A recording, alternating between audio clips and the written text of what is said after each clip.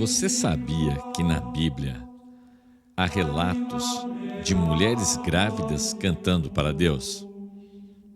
Esse som que você está ouvindo é chamado de Magnificat. Foi o que Maria cantou para sua prima Isabel. Bem-vindos a mais um vídeo e hoje nós vamos falar sobre esses cânticos dessas mulheres grávidas. Você sabe que, não sei se você sabe, mas o anjo Gabriel visitou Maria para falar que ela ia ficar grávida do Espírito Santo.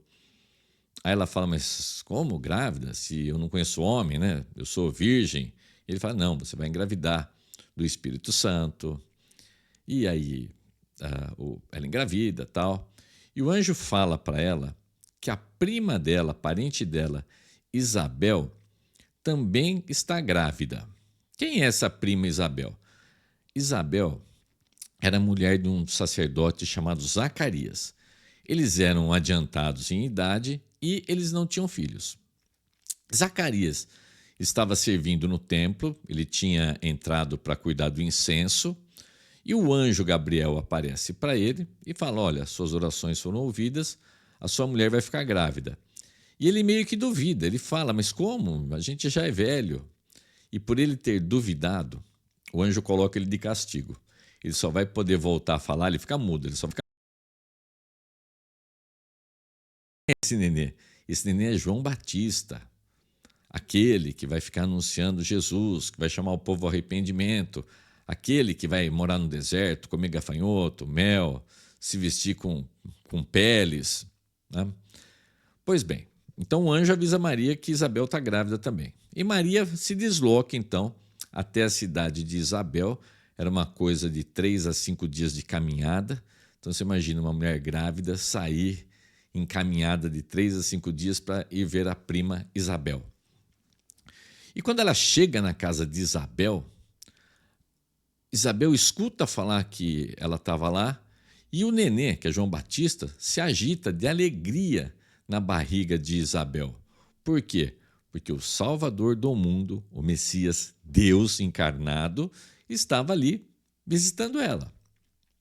Então, Isabel vai ao encontro de Maria e fala, bendita és tu entre as mulheres. É daí que vem essa frase, bendita és tu entre as mulheres. Por quê? Porque ela carregava no ventre o nosso Salvador. E eis que nesse encontro, Maria, num momento de êxtase, de alegria, ela declama um canto. E esse canto é conhecido como Magnificat. Por que Magnificat? Porque logo no comecinho ela fala a palavra engrandece.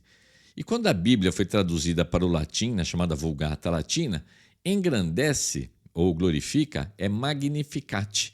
Então esse canto ficou conhecido como Magnificat, que em latim significa engrandece ou glorifica. Então vamos dar uma olhada nisso e vamos ver o outro cântico que eu falei que tem também.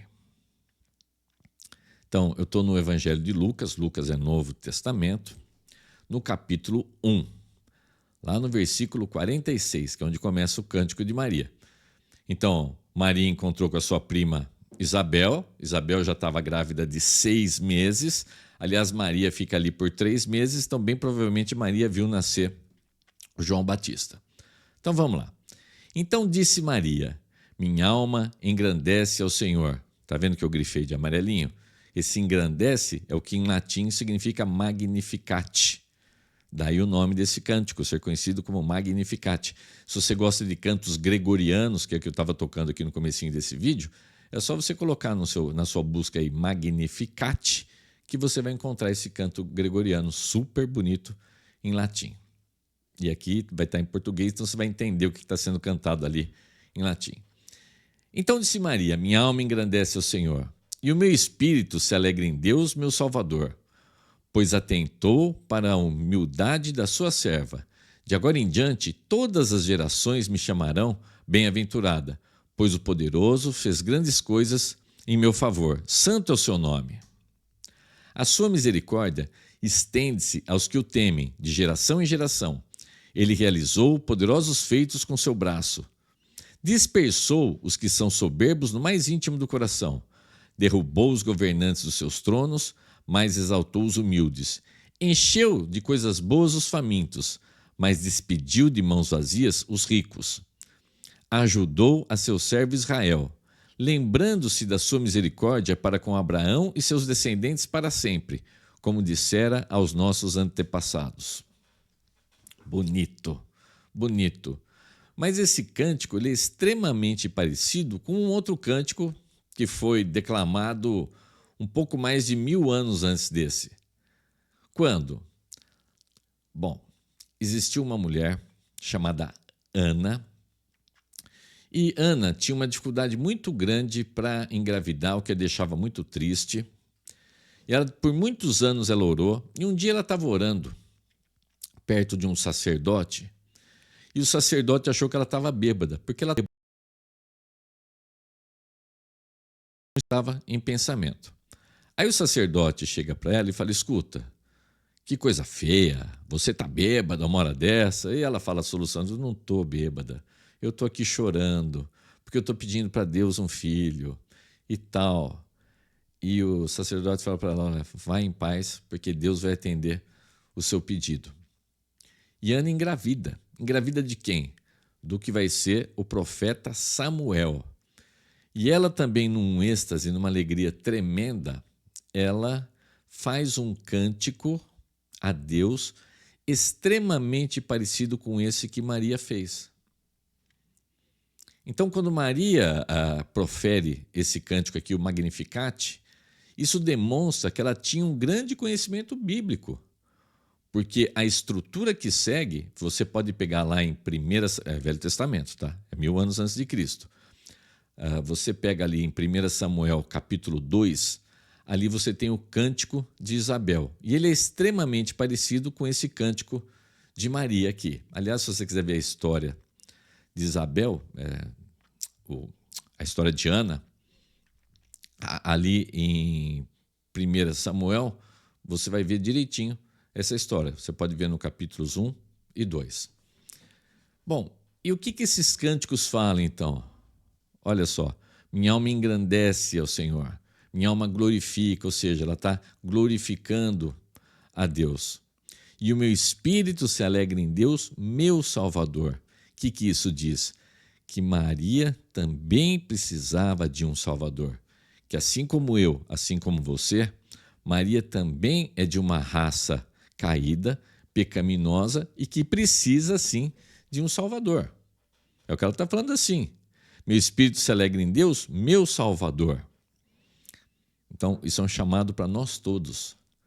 Nós todos precisamos de um Salvador. Pois atentou para a humildade da sua serva, de agora em diante todas as gerações me chamarão bem-aventurada. Bem-aventurada significa feliz. E por que ela vai ser chamada feliz? Olha só, Deus atentou para a sua humildade. Quem que ela era? Maria era ninguém. Não era uma pessoa famosa, era uma pessoa simples como eu e como você. Mas a partir de agora, por ela carregar em seu ventre Jesus, que é 100% Deus, 100% homem, o nosso Salvador, agora dali para frente, todas as gerações vão falar dela. Falar, puxa vida, foi a mãe de Jesus. Vamos continuar aqui, ó. A sua misericórdia estende-se aos que o temem, de geração em geração.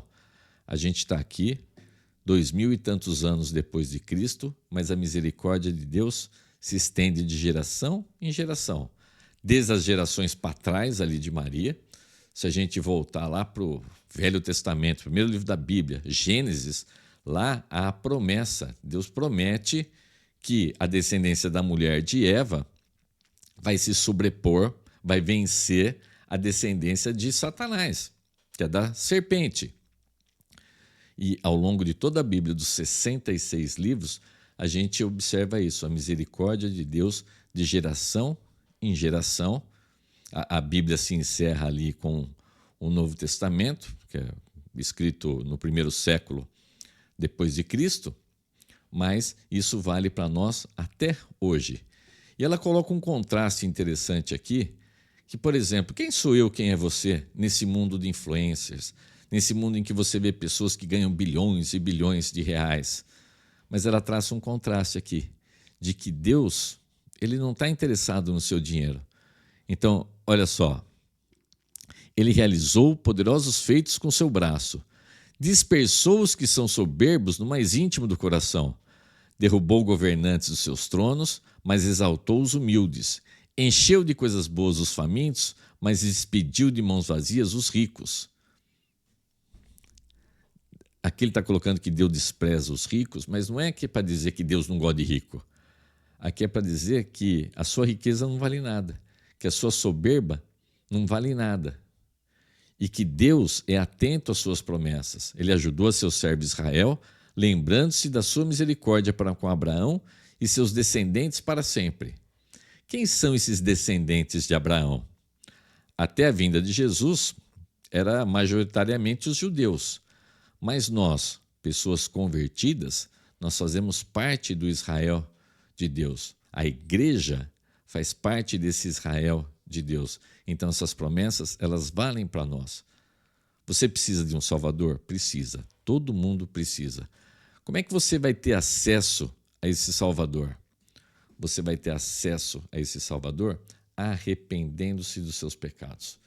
O que é arrepender? Arrepender é você parar, olhar para a sua vida, ver o tanto que a sua vida ofende a santidade do nosso Deus, mas você só vai entender isso se você estudar a palavra, para você entender o que as suas atitudes ofendem a santidade de Deus. Então você vai se arrepender disso, você vai reconhecer que Jesus veio, sofreu naquela cruz por você e por mim, para que nós pudéssemos ter perdão dos nossos pecados.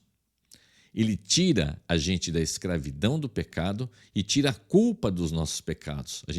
Nós passamos a ser declarados pessoas justificadas perante Deus. Quando Jesus morre naquela cruz e fala assim, está pago, é porque ele pagou aquilo que você, que eu, teríamos que sofrer. Mas isso só é válido se você se arrepender dos seus pecados. Reconhecer que Jesus é Deus, que ele veio, habitou entre nós, morreu na cruz pelos nossos pecados, ressuscitou e voltará para buscar a sua igreja. Aí você vai encontrar uma paz tremenda e você vai poder falar como Maria, que você é bem-aventurado, que você é feliz por ter encontrado essa tão excelente salvação. Que você possa refletir sobre tudo isso, que você possa ter esse encontro poderoso com o nosso Salvador. Que você tenha uma excelente semana. Deus abençoe poderosamente os seus dias. Um grande abraço. Tchau, tchau.